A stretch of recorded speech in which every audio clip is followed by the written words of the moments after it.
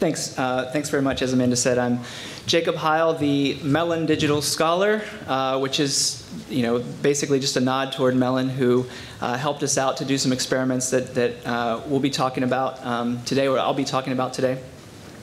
And my job up here, I think, is kind of my job in the 5 colleges, and that's just to provide context, kind of. So some of this context will involve the grant on which I'm working, and I'll talk a little bit more about that grant in a bit. The other part of that context is just some of the work that we're doing in the 5 colleges on digital scholarship, digital pedagogy specifically.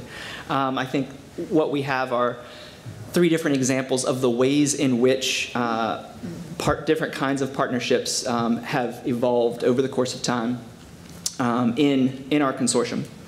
So I'll be talking a little bit about our grant and also some of the larger questions, I think, that we are working with and thinking through as we're working on these projects.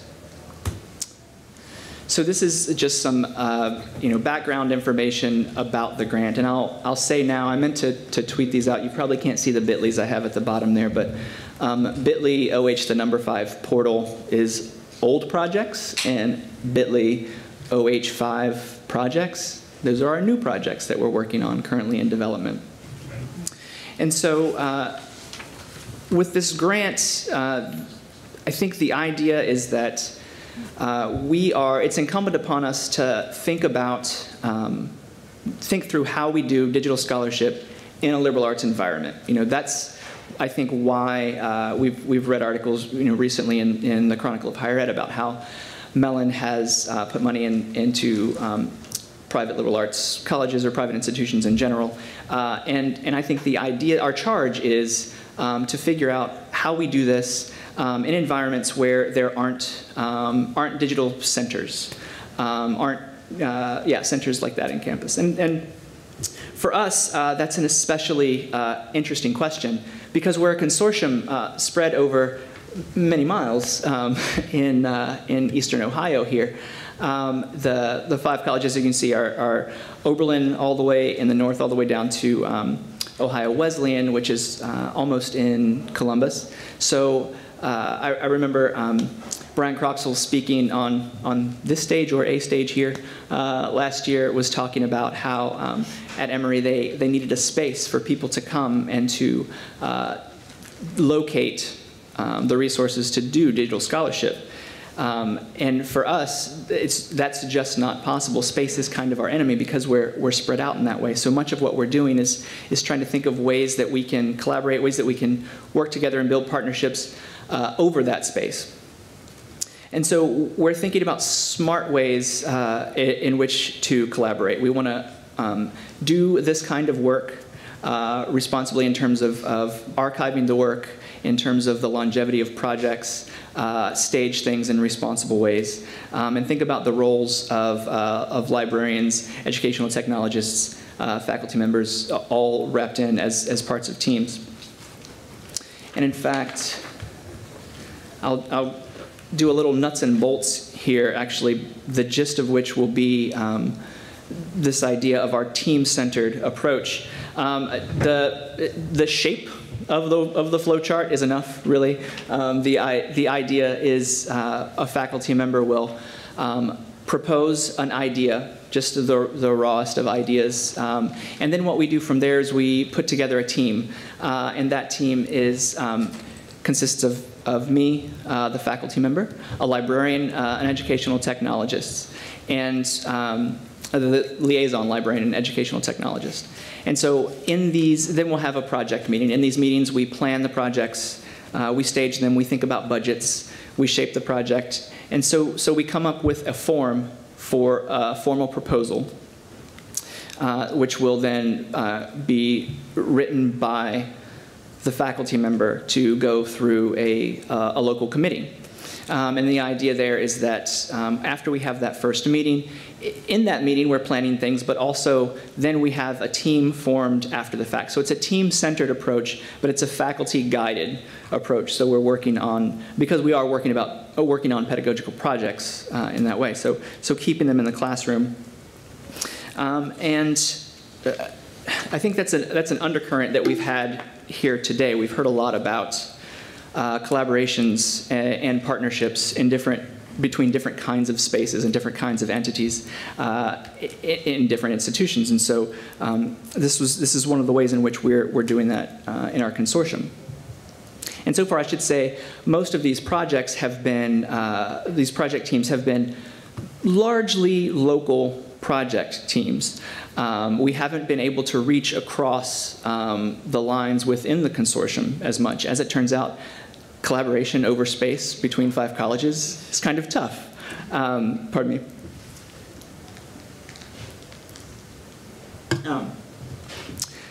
John Krygier, who will finish up his project, is an example of the opposite of that. He's got some partners, but that's what we in the business refer to as a tease. So these are some of the, it was a good joke. These are some of our results to date. We'll stick to the data. We have 34 of those expressions of interest have come in. So we've had about 32 of those have turned into those planning meetings that I described. And a little under half of those planning meetings have yielded proposals that have gone through, or actually about half have yielded proposals. Some are still in committee now. So 14 projects are in development. And I think that these projects, to my mind, are kind of the happy accident of what we're doing. We'll end this 3-year process with our grant. We've just finished the first year of a 3-year grant cycle.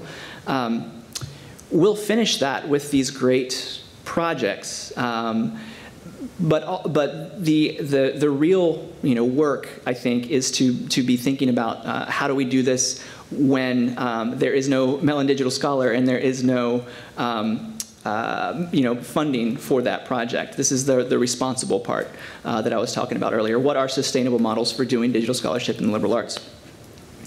And so we have been able to, some of the questions that we've been asking are how to discover the human resources that we can use on our campuses. One of the benefits of having 5 colleges is that we have 5 different pools to pull from. So when we need programming, how do we find that on our campuses?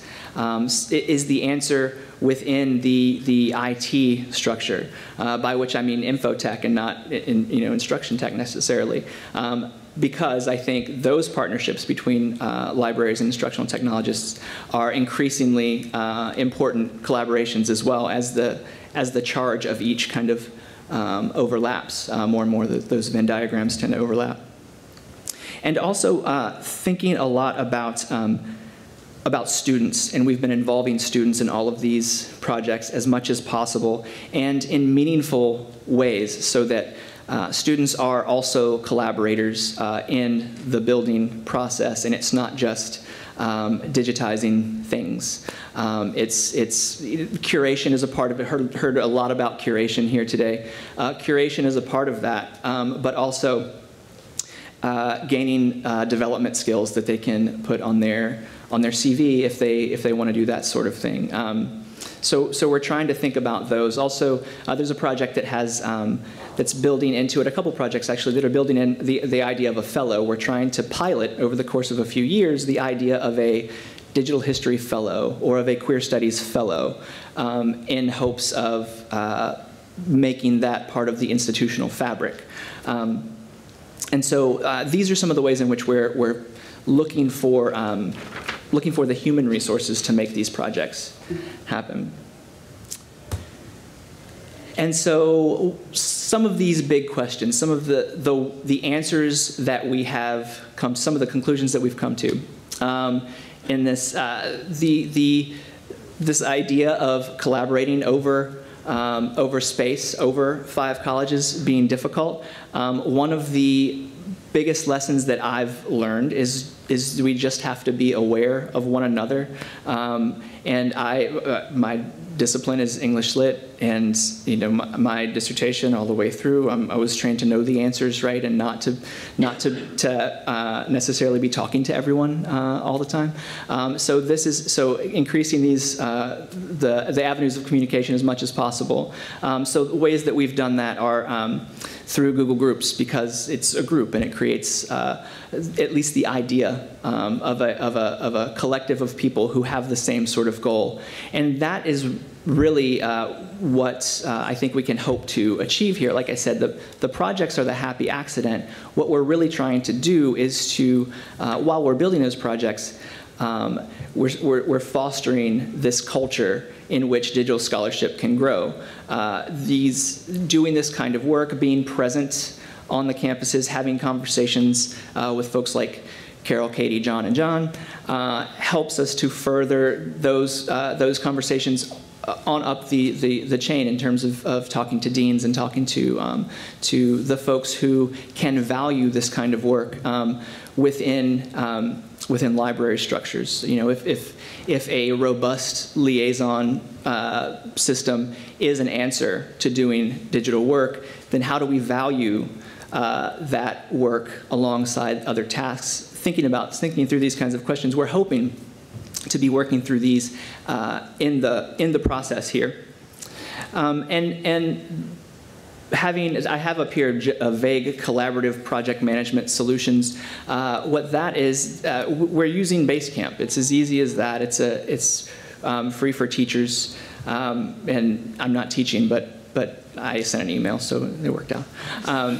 But the idea there is that we have lots of projects on the page, and so many eyes can get a bird's eye view of the kinds of things that people are doing, so that if we're doing something at Oberlin that looks similar to something that we're doing at Kenyon, then we can start having those conversations. And that has a little bit to do, too, with that first point about having a human at the center. And this isn't just about me trying to make myself look important, but it's more to say that there is a need to have someone be able to take the lead on making these connections, on making the effort necessary to connect one another. And that also means restructuring the reward structures that we have to make these sorts of things possible. And so with that, I can turn everything over we'll start with Carol here. And these are examples of the kinds of collaborations that we have happening in liberal arts. So some more answers to those questions. Thanks. Hi. I'm going to probably rush through a text here, and hopefully some of this will be of interest to you. My project really involves 4 partners and a collaboration.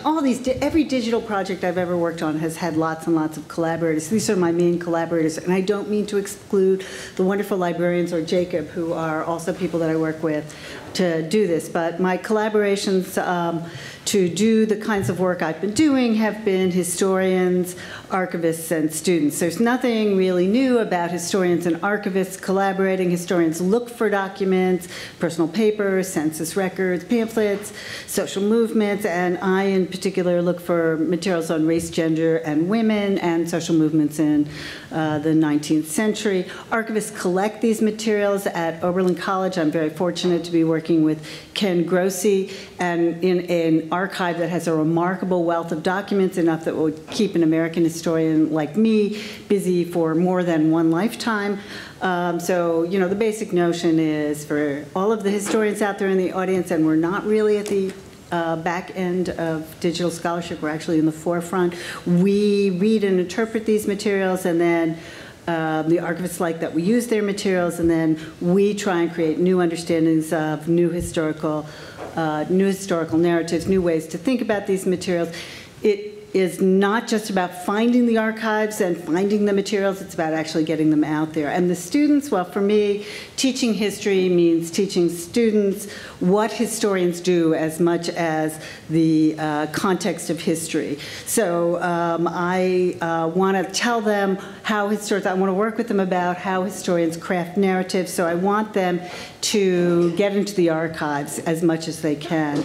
The historian and digital pioneer Ed Ayers calls this drawing back the curtain so students, he says, can see the ropes and pulleys that go on behind what they then read in the textbooks. So many college professors, history professors use document collections. I think that's great, but I really want to get the students in there to have to make decisions about the documents themselves, about what's meaningful, to really have them before they've been explicated, sanitized, sealed, and delivered. So I want to support these students as they go to struggle and determine what a letter writer was saying, what a diarist was trying to memorialize, what a set of institutional records mean about the development of a project or not. So all of that, well, where does this leave us in terms of digital humanities? Well, I like to think of this about the public as our fourth partner, and that fourth partner really brings about the kind of digital humanities nature of what we do. Since the late 1990s, I've been integrating digital projects of one sort or another into many of my history classes, and the most basic way of saying this is that my students do better work when they know that they have this public audience out there. They're really happy to play to that public audience. Even if they really like me and they're doing good work for me, they really like the idea that their friends at home, their parents, other people who are studying history can get a sense of what they're doing. And it really energizes the level at which they're doing it. So as for the public really wins because there's greater access to materials that before they really didn't know about or hadn't seen other students, scholars, and yes, that general public can explore these records and diaries and letters. As you'll see, what I do with my classes is in some ways a teaser, so many times this will have people interested and they'll follow up by actually going to the archives. Now, as I said, I just want to say, I've always seen historians as in the forefront of digital humanities. It just makes sense. Beginning in 1996, I was a founding member of the electronic Oberlin group. It's the red over there. We encouraged volunteers and students from Oberlin to create projects on local history, and students in one of my classes made contributions, many contributions to this website, which is now, I don't know how you describe this.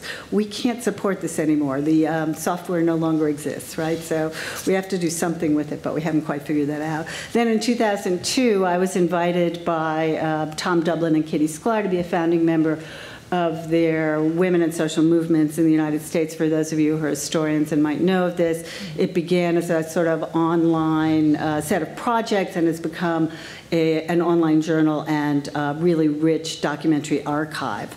Most recently, I went to Smith College in 2012 with my archivist, Ken Grossi, and we went to a seminar called Teaching the Archives, and we were really inspired to create undergraduate projects using archival materials. So it's as a result of those lessons learned that I started a 2013 spring course called, unbelievably enough, First Wave American Feminisms, in which I featured a digital project. Okay, so the digital project. And I'm going to be using that as a basis for spring 2015 First Wave Feminisms course that will use this. We'll build on that as a foundation to really improve the process, and then in the fall of 2015, we'll conclude it with a second wave American Feminisms project. Okay, so I was inspired to create these projects. I worked very closely in advance with the archivist. You can't just send students to an archive or to any set of resources without kind of prepping them first. And since they're undergraduates, they have a relatively limited amount of time. So we pre-selected collections, but while we chose the collections, we did not choose particular items. Then I divided my students in the class into teams of about 3 students each. and on the basis of their preferences, kind of quasi-assigned them one of the collections they had expressed an interest in. Not too much choice, but enough choice. Each student was to locate, translate, annotate, and introduce one item from each of the collections. So you have 3 students working together. You'll have 3 items, and each group was also responsible for creating an introduction to the project. So, very briefly, so this is what one of the letters from one of my favorite collections looks like. This is a letter Giles Shurtleff wrote in 1862 to the woman he was later to marry. He wrote it as he was in the Civil War at the time, and he begins this lovely courtship. Okay, so my students did amazing work, but there was plenty of room for improvement. So first of all, not every team understood that they needed to work together to create transcriptions of their documents that were up to the standards I expected. So I knew I had to be more explicit about that and support them better. Indeed, not every member of every team knew how to read cursive. Which is a vanishing art. If you run into undergraduates recently, you understand it's no longer taught in school, so they might as well be reading medieval manuscripts. So I needed to figure out ways to support them in that. I also learned, and this was very important to me, that I needed a handbook for the course that would help them identify what to annotate and what were the standard format for annotations. That is, it sounds really simple, but do individual dates go in parentheses when you write it? If you want to standardize this, what do abbreviations for geographic, what format for abbreviations for geographic locations? Does every annotation have to be a full sentence? So with the advice of other documentary editors, and these are like old school documentary editors, I'm putting together just such a handbook, especially for the use of students in my classes. And I guess the innovation here is that handbook will be a Google document that students will be able to look at and be in dialogue with me about, so we can change it as much as possible, okay? We need to be able to make that a living document. While we have to set down certain kinds of standards, we also need to be in correspondence. Even among my most talented students, they also struggled with their writing in headnotes and annotations. And introducing the context for their work really needed to be cleaned up before I felt comfortable putting it up on the web. So here I discovered the importance of hiring an excellent assistant. In this case, I did have a really good student to do some of that work, although I'm not going to pretend that it wasn't a lot more work for me. Digital projects do, I think, require more work when you're bringing them into your classrooms. Perhaps most important for me, I learned that I needed to use a software package that was accessible to my students, functioned well for the kind of annotations that I wanted my students to do, and capable, this is really important, of being posted on the web without significant work on the part of my partners in the archives, who had spent an enormous amount of staff time taking my students' Word documents and making them ready for posting. So I think I'm going to be spending a lot of January developing real fluency in WordPress and its various capabilities. So to summarize, what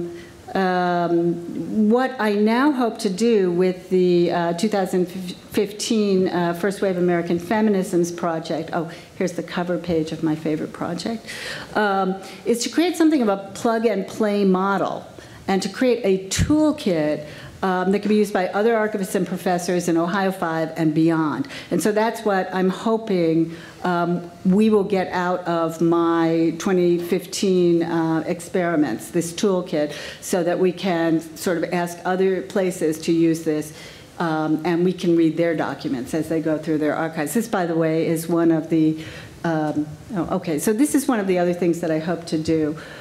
This particular project, we were really lucky to be able to create this insert of the actual document in the transcription, and to be able to get to it as well so that students could test their own ability to read the cursive, but also have that kind of semi-digital thrill, right? But for now, we're also thinking of adding maps, for example, to identify the locations in which writers would be writing or certain things would be occurring. We're thinking about adding we're thinking about whether footnotes can come alive by adding additional non-textual elements, photographs, pictures of people who we're talking about into those footnotes, so really making them a richer and more exciting experience. And we intend to link data between projects when appropriate, between people, events, and places that occur in one or more of the more than one of the projects. But for now, just one step at a time.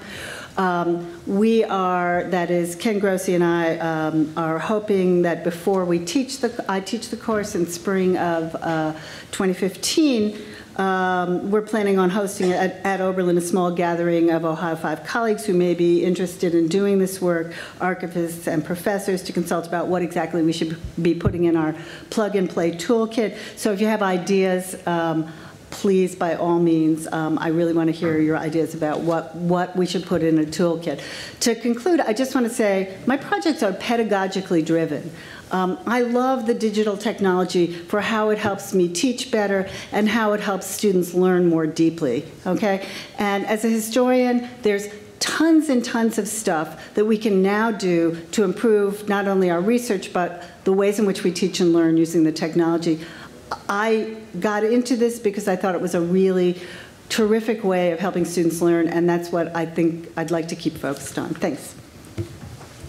So since this is a little bit about collaboration, I just wanted to say a little bit about when Katie and I started collaborating.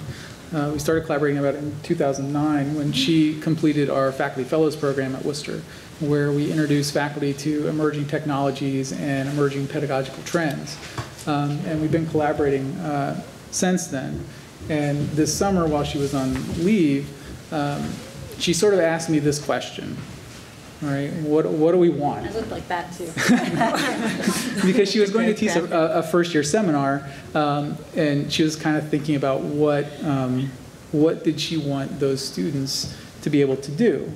And I said this. Right, I don't know if you've seen this, but this is post-structuralism explained through hipster beards. I think I've hurt their feelings. and it's really good. It is. But really what we want is as Director of Educational Technology, I want to be helping the faculty create students who look at the technology and think about how they can co-opt it or adapt it for an academic purpose, right? And so that's kind of what Katie latched onto for her FYS, looking at a number of communication platforms and communication technologies for her first-year students, and to help them think about how they could co-opt those technologies or platforms for an educational purpose. All right, thanks. And those of you who've heard of the College of Wooster, you'll know that what we're known for is our senior capstone project, Independent Studies. It's modeled after the one in Princeton, but all of our students do 2 semesters of a guided independent research project. And so when I approached John, with my hand in the air saying what I wanted, that is really what I had in mind.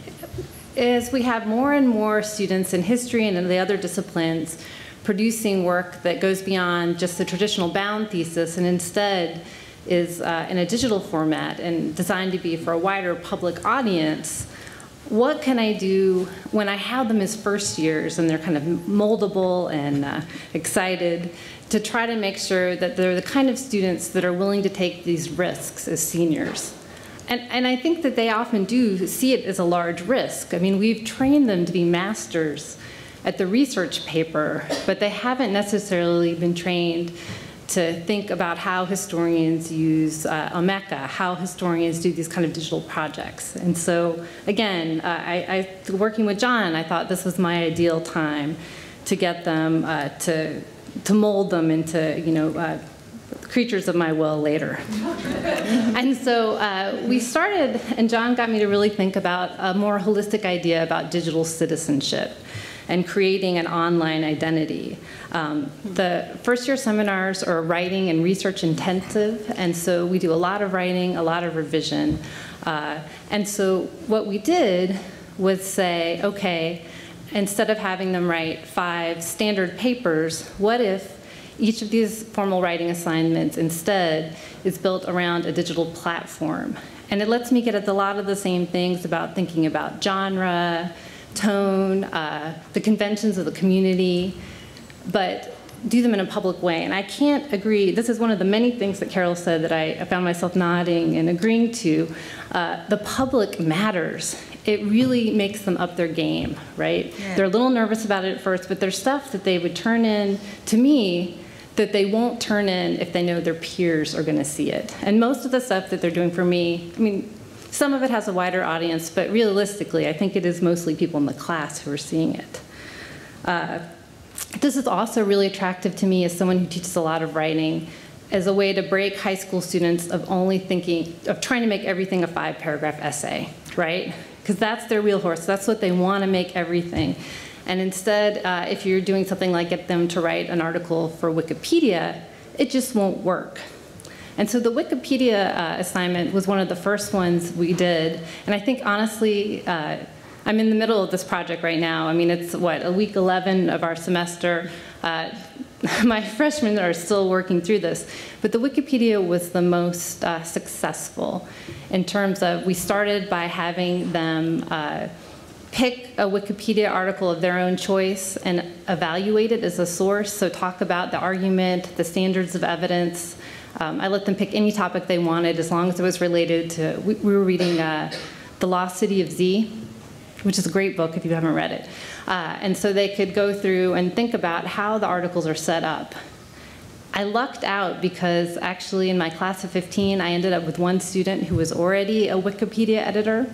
And so he's been wonderful to just look to in terms of helping me try new tools to make it easier to add citations, but also as a person that they could go to and see as an in-class expert when they're talking about genre and convention. The best projects were excellent. We just picked, the theme of my class is mapping. And so we went through the cartography stubs list, and they could pick any one of those they wanted and then expand them. Most of them were biographies, and so we looked at the Wikipedia conventions for biography. And they really got a world experience with this.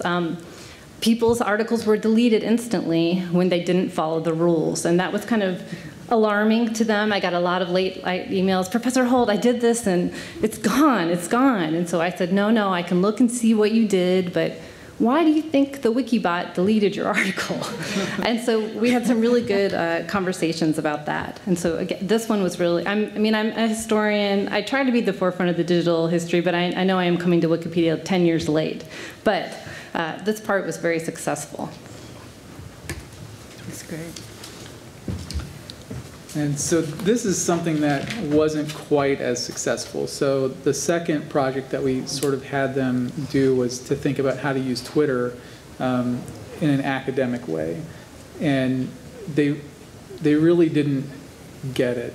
So the typical way that I see professors and academics using Twitter, they post up interesting links for their people. This is an interesting article. Look at this. They post up their own articles. They get involved in a conversation, right? You'll have the hybrid pedagogy conversations and hashtags that people are following, and the students, for whatever reason, just didn't catch on. They're not responding with each other. They're not getting involved in dialogue. They really kind of forget to do it. We have a forum series, and we really wanted them to think about using it in how you might use it at a conference, right? You tweet something for the presenter to respond to. I don't know if any of our presenters were really even thinking about doing that, but the students didn't really want to do that. I don't know if it's a reluctance to use the tool. I think we had a couple who said, I don't want to be on Twitter. So we kind of told them, you don't have to use your real name, or you can do whatever. So this was not quite as successful.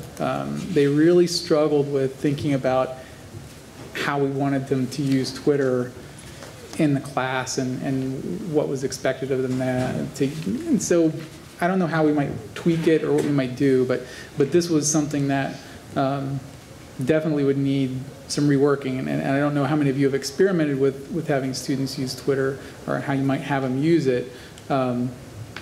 and if some people use it as a back channel in class, I don't think they even thought to do that. No. Yeah. I think it was partially my fault that I should have modeled it a little more extensively at the beginning. They were just tweeting to rule. I mean, really is the way I saw it. So I'd say, please tweet at the person, ask questions about their presentation, live tweet the thing, and they do exactly the number of tweets I assigned them to do and not respond to each other's. And so I think I should have thought about introducing it more holistically. Yeah. WordPress was much more successful. I've been using WordPress in my classes for, actually since we did the fellows and John taught me how to do it. Wooster hosts an installation and we let all of our students make as many as they want, right? And so we have students with a lot of different sites. They use them as part of their independent study research. I use them in all my writing intensive classes. And John came in, I think, one of the first days of class and just showed them the basics about how to set up their own site, how to customize it, how to make it look the way they wanted, and to use the tags and things like that.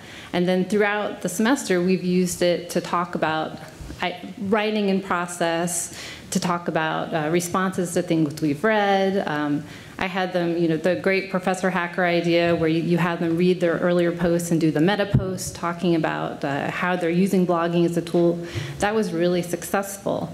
And we've decided that for one of their final projects for the semester, they're going to make a new installation.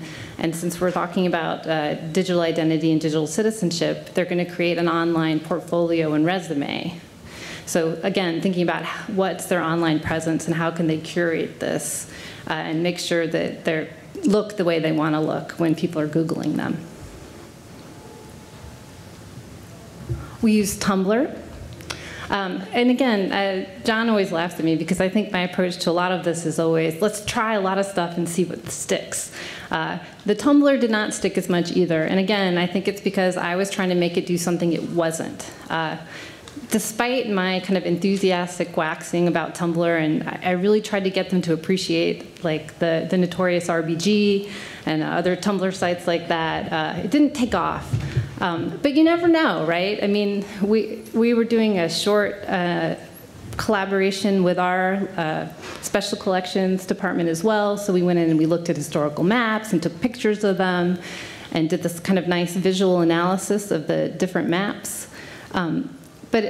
And so I think it looks nice. I think they all know how to use Tumblr now. They get a sense of what it is and how easy it is.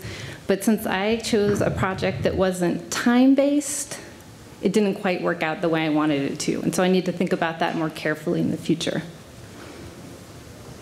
This is the final one. So this is the sort of the first public history project, independent study project that we had a student do at Wooster. When did we decide he did it? 2011. 2011. And he really struggled, and he struggled, and this is sort of what got me thinking about why we needed to do this in the first year seminar. He struggled because he had never been exposed to any of the tools. He really didn't have any way to think about how to use them in an academic way. He might have used them, but he hadn't been exposed to a way that would let him use them for what he wanted to do. And so Jake did this in WordPress. He created a WordPress site. He did some voice threads, if you've seen VoiceThread.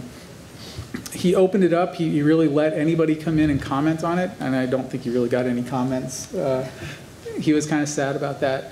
But so what I think we really want to do is we want to give students the skills that they need to be able to evaluate technology critically, to determine if and how it might be used to create and share knowledge, and to feel confident enough to do it. And so that's sort of what we were trying to do with this project. Yeah. And an exciting conclusion, I do have a student, although I can't take any credit for this because I'm working with him for the first time this semester, who is planning to do his senior project in Tumblr next year. Kind of based on the humans of New York, except it's going to be humans of Euclid's Mall. And so watch Tumblr for more. But thank you.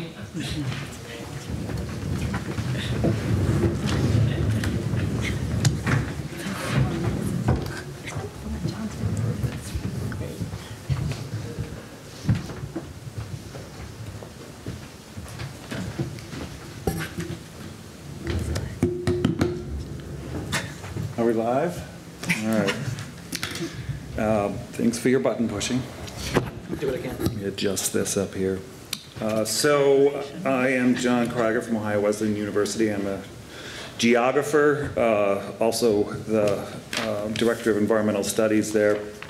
And the project I'm going to talk about today is one that has been ongoing and funded by Mellon for a couple years. It came up in a very happenstance way. I was walking around my neighborhood, and actually I think at this point I was walking with my kids around and bumped into a neighbor who's a planner, and we were talking about old maps, and he mentioned this series of these old atlases in Columbus-based atlases.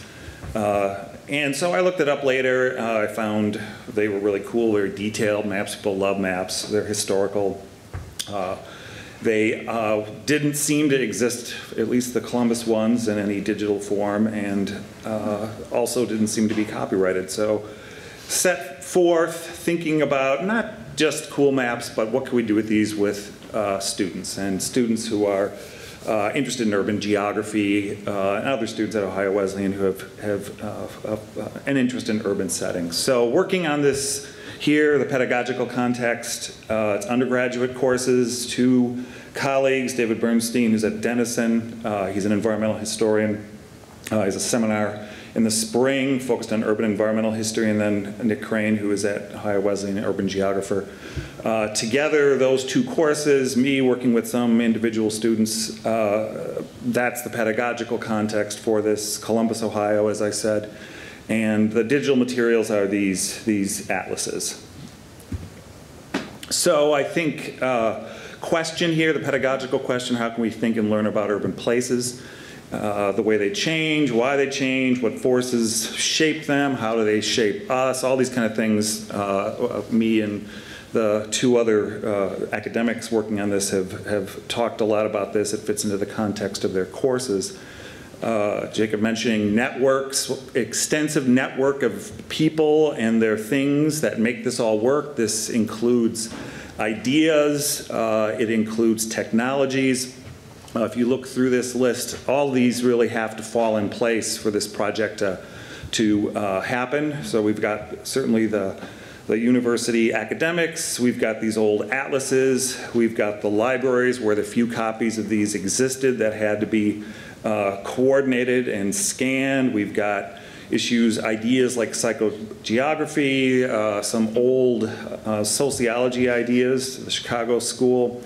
We've got phones and iPads and things like that. And I would say at this point, all these things are actually working together for some odd reason, focused on this place in Columbus, Ohio, heading towards getting these students out there with this stuff, with this digital material and these tools in the spring.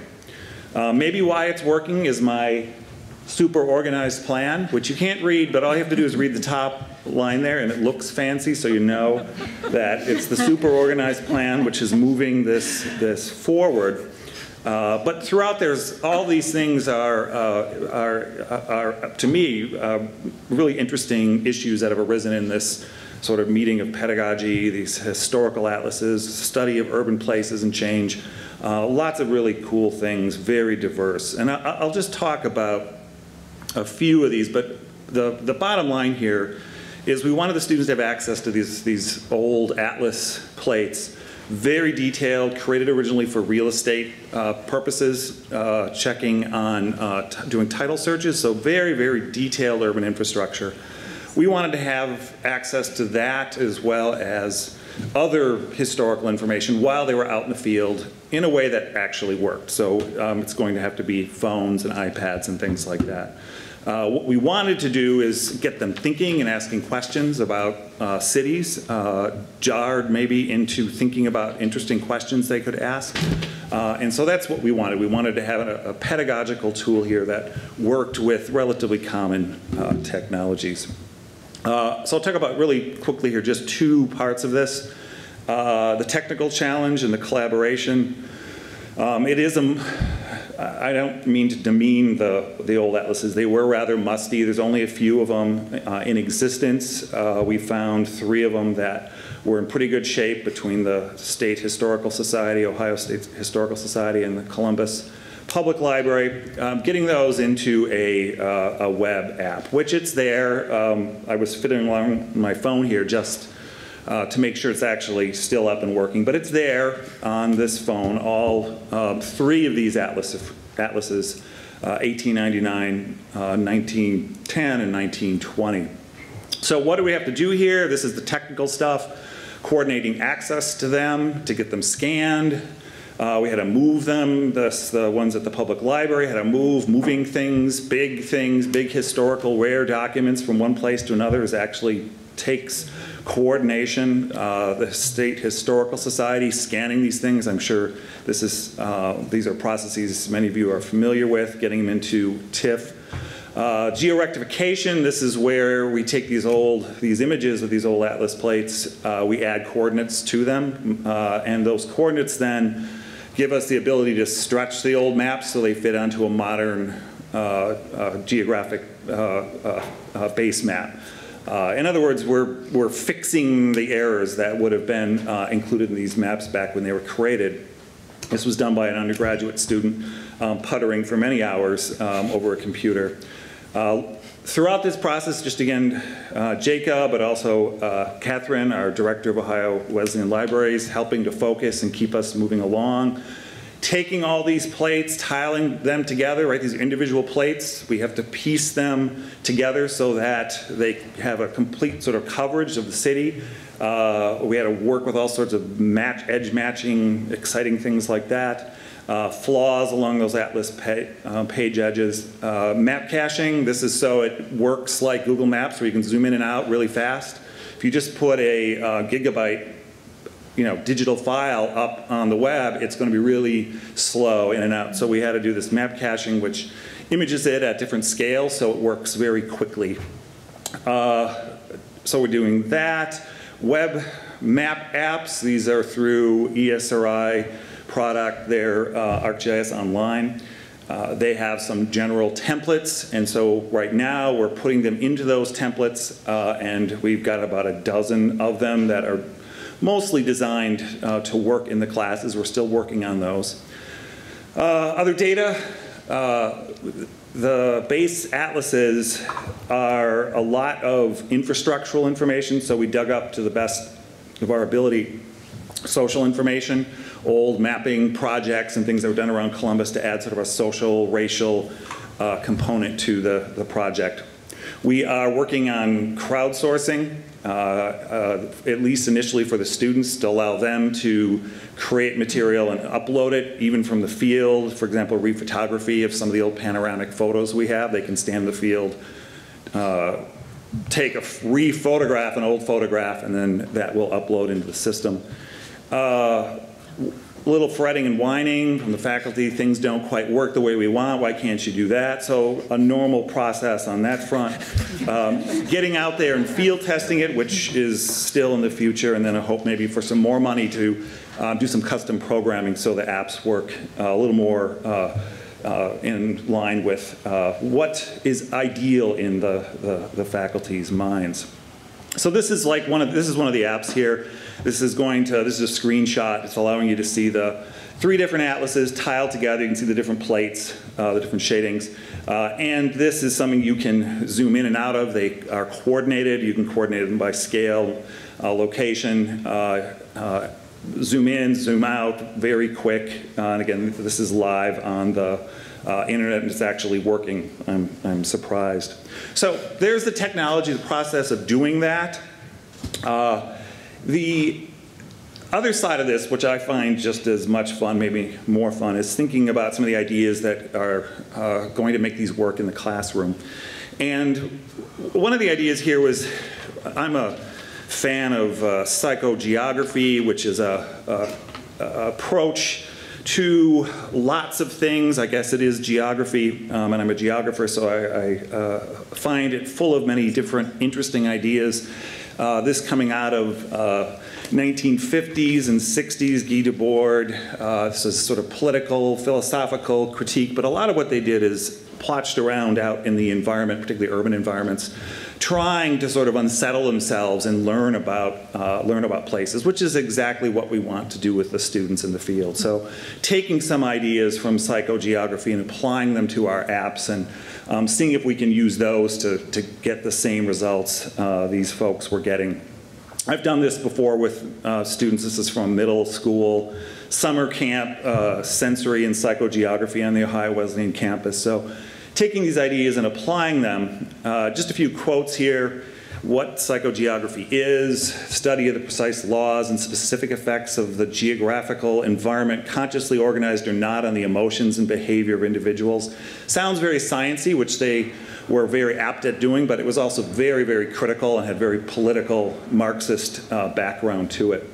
Derive this movement through the environment, experimental behavior linked to the condition of urban society, a technique of transient passage through varied ambiences. That sounds very humanities, doesn't it?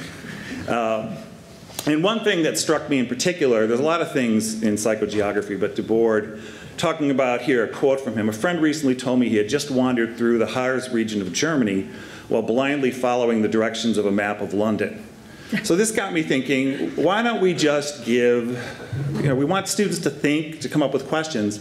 Let's, just like they would use a Google map to sort of navigate around, let's give them Columbus 1920 on an app that works like Google Maps. You can zoom in and out and tell them to go between two different points. They're going to be sort of looking at a map that is, nearly 100 years old. They're going to be walking through a contemporary landscape, and the idea is maybe stuff will pop into their heads. Things will happen. They will encounter things that will sort of jar them into having ideas that they can pursue in these classes. And the term here he uses is the insubordinate habitual influences. So the idea is to get you out of sort of this normal mode and get you really paying attention. So to finish up here, just some of the sort of broader ideas that are coming to infuse these technologies that we're using.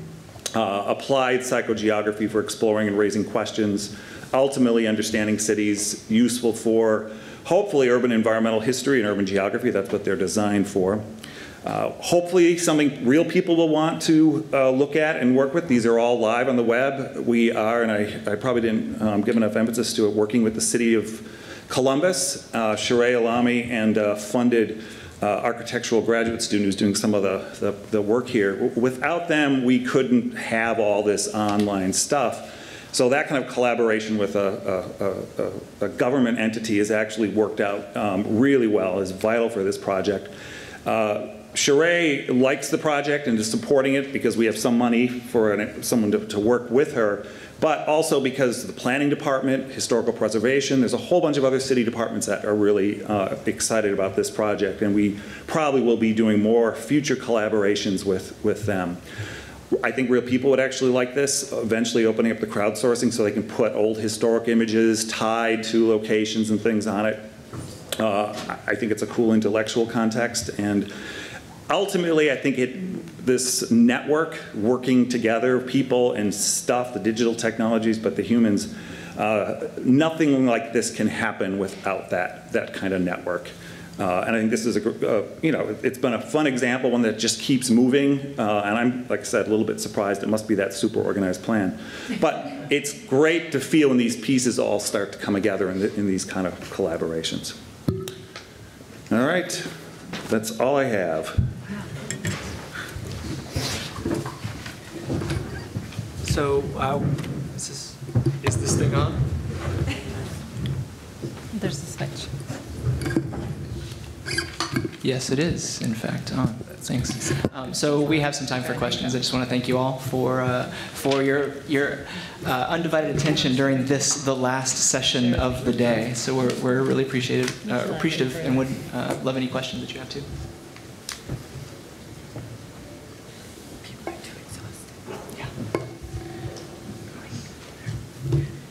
This is gonna sound like a really silly question, but techniques to help history students with cursive writing? Yeah. Basically, Actually, at Oberlin, we have tons of really terrific resources, and I just have to say, I had this funny conversation, not with the archivist, but with the special collections librarian about whether we should do a special winter term project.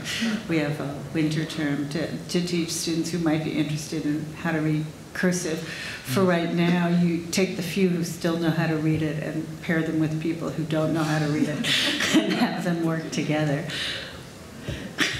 I just encountered my first student like that, and I actually didn't realize that maybe she didn't even know how to read cursive. Right. I took it as a problem of 17th century handwriting. No, it's cursive, and actually, I believe Stanford is doing a summer institute on how to teach reading cursive. Cursing and cursive. I know. Cursive Institute. Yeah, cursive institute. It's kind of mind-boggling, but you know, I mean, I certainly didn't grow up, you know, knowing how to use Zotero or any of the other amazing tools that our students come to college knowing now. You know? I have a question that I think applies to pretty much everyone on the panel, which is, do your institutions have privacy policies that you have to reckon with when you ask students to tweet or blog? And beyond that, do you have privacy concerns yourself? My institution, we would not be allowed to ask students to tweet. We can't ask them to do anything online that would outlive their time while they're doing their degree, which hampers us, and I'm wondering if these are things that your institution has thought about or you've thought about, not just how to get around it, but just how do you deal with students around those questions? So I don't think, no, that I'm aware of, that Wooster has such a policy. But we've always talked about with the students that if they're uncomfortable, use a pseudonym. We definitely do not want them using their real name for anything they're not comfortable with. We also have to think about providing alternatives if they absolutely don't want to do it, right? I mean, there has to be another way that they can complete that assignment if they don't want to create a Twitter account or they don't want to do whatever. The WordPress instance that we have is set up so that, I know a lot of people, it's set up so it's tied to your authentication system on campus, and so it automatically is their username on campus and their real name and all that. When I set this up, I purposefully did not do that. IT was not happy with me, but I knew that this is a problem. We have to allow students a way to be sort of anonymous when they're doing that. And the faculty find it a little bit annoying because the students create, you know, accounts like Super Guy 47, you know, and who is that? I don't know. So they have a little bit of work that they have to do to pair the username with the person. But yeah, we actually, because when our concern was digital citizenship, the first thing we had the students do was research each other. We put them in paired groups and said, use your computer, what can you find out about your peer? And that was, we did look first. We Googled them all first to make sure that there wasn't going to be anything, I don't know, we didn't want a Duke University kind of scandal. One of them does have the same name as a famous athlete, and so that was a little confusing. But it was an eye-opening experience. They do still refer to it as the time that Professor Holt had them stalk each other. But it really made them take this seriously, and so more of them are really conscious about what they're putting online, and then also understand why we said, hey, you can make a fake Twitter account just for this class. It's totally fine with us. If you have another Twitter account, you do not have to use it for this assignment. You can have multiple identities. And so, yeah, that was very helpful. And I forgot, some of the students actually in high school, they had courses on online privacy, and it was nearly impossible to find anything about them online. Yeah. And so the partner that they had was very frustrated. They couldn't find anything about their person. And there were a couple people who were very rural, and they just hadn't ever been online. So, but I was kind of surprised, probably like 3 or 4 out of the 15-person class, that in high school they had specifically had a course that taught them how to sort of lock down their online identity. And then the other thing they learned was that they could be as careful as they wanted, but if their brother was posting pictures of them with their girlfriend, we'd find those. And so that was a really good learning experience for all of them. No one could find out anything about our Chinese student either. She was actually the other anonymous one. And so we had a good conversation about, wait, Twitter doesn't exist in China. Facebook, yeah. I've actually thought about that question too, because I've gotten it as I'm consulting with faculty in the 5 colleges, not from an institutional standpoint, but from a faculty standpoint, concerned about, in the specific context of using Wikipedia. I asked, they're using closed-off wikis to do work, and I said, well, have you thought about, empowering the students to push that to Wikipedia, to the public audience? And my argument has been, this is all to frame this as a, this is a question that I have too. My argument has been that it's an opportunity to have conversations about cultivating the digital identity and that sort of thing as well. But I've been thinking about it too in the context of Paul's remark this morning of the deafening silence of the open web, right?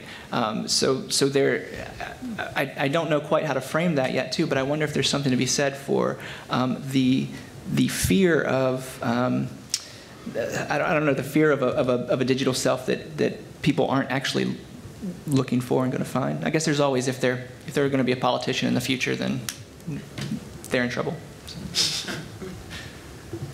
This is Alan Boyd from Oberlin. I'm working with Carol on her project, and since her project is in a stage where we're just looking and gathering these ideas and wanting to move it forward with some newer technology, more openly available things on the web, I'd just kind of like to make a shameless plug for others of you that know of archivists and historians that want to cobble together a process like this, which is groups of students discuss and transcribe archival documents, and we move those documents to the web with annotations, good writing, that whole sort of process. We'd be happy to be talking to you. Yes, thank you. Hi, Cliff Anderson. Sorry. So, Catherine, I really think the stuff you're doing in your class is great, especially the Wikipedia angle. And I wanted to ask you about the connection with the library, and maybe others on the panel as well. One of the things that we're doing at the Vanderbilt Libraries is holding Wikipedia edit-a-thons. We also do Wikipedia Hangouts. And we're sort of trying to advance this GLAM, Gallery Libraries Archives movement. And I'm wondering if you've been encouraging your libraries to do that for the campus, to sort of take what you've done in the classroom and sort of build this into the student experience, a new way of engaging with materials in your library or on themes that your library supports. I think that's a wonderful idea. And it is actually these Wikipedia editathons that got me interested in having students do this, because I'm a historian of race and gender in 19th century Brazil, and that's not a topic that's covered very well on Wikipedia. And so it's been some of the feminist efforts to think about having more women and more people of color included on Wikipedia that got me interested in this. We haven't really thought about partnering with our librarians, and so our emerging technologies librarian is in the audience, and so I'll have to talk to him about that later. But it's a wonderful idea.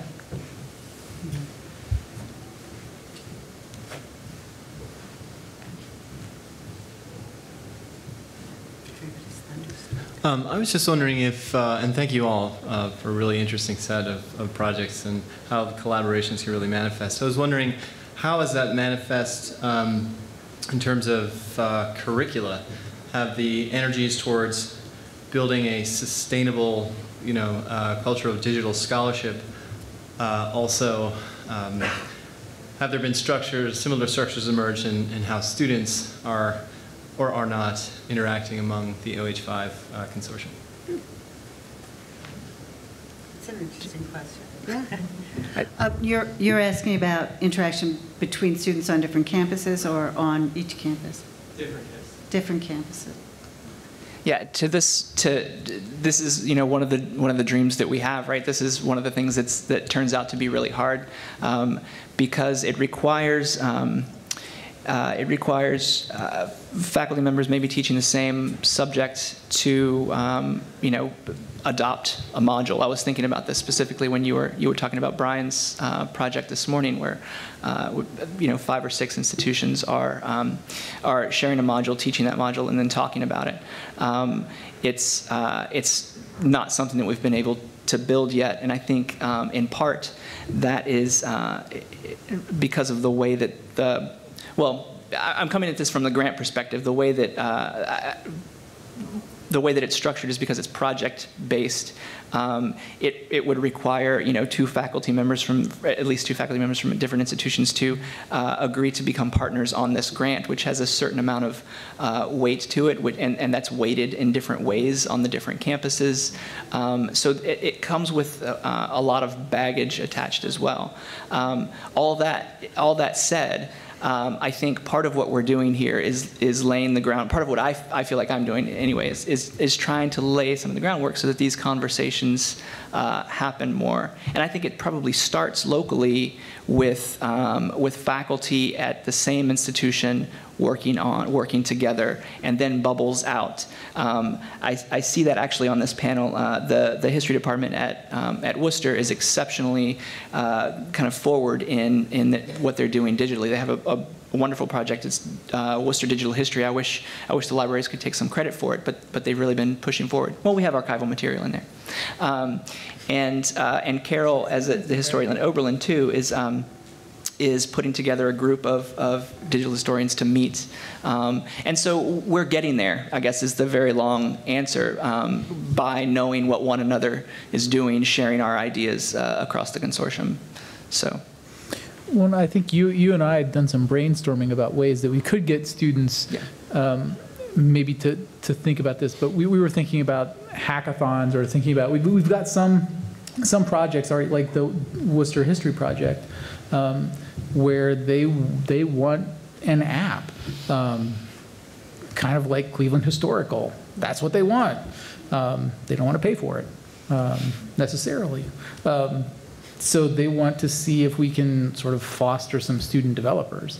And so that's kind of how we're thinking about maybe getting some of that curricular interaction between students on the different campuses going, is around something like that. We do have, we'll see in the spring, but David at Denison proposed and put together a special course on urban environmental history. And we switched around our urban geography course.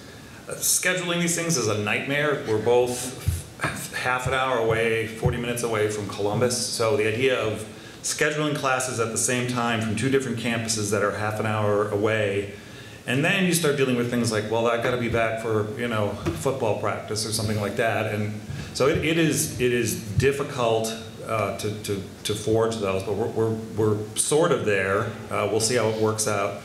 But also, we're dealing with 2 different disciplines. We're dealing with environmental historian teaching in an environmental studies interdisciplinary program from one campus, and social sciences course, urban geography from Ohio Wesleyan, but then the classes are filled with students with lots of different backgrounds. I think this could all be really good, but really it's the logistics of getting them all together. It would help if, say, you were both in Columbus, 2 different colleges in Columbus, but not with this bunch of sprawled out colleges. There's nothing you could triangulate between the 5 and see where you come out, and it's going to be in the middle of nowhere somewhere.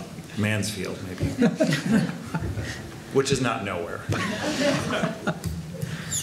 I have a question about the deafening silence that is a problem with working with the internet, that they're not really getting the responses they could. Is it possible to maybe add that to the curriculum and just maybe include information about how they might be able to get more of a voice out there? Yeah, I think that's certainly something that we probably could have talked about, but you were the one that was thinking about this. We weren't so much focused on them getting feedback necessarily from the broader internet. We just wanted them to, within the class, interact a little bit more.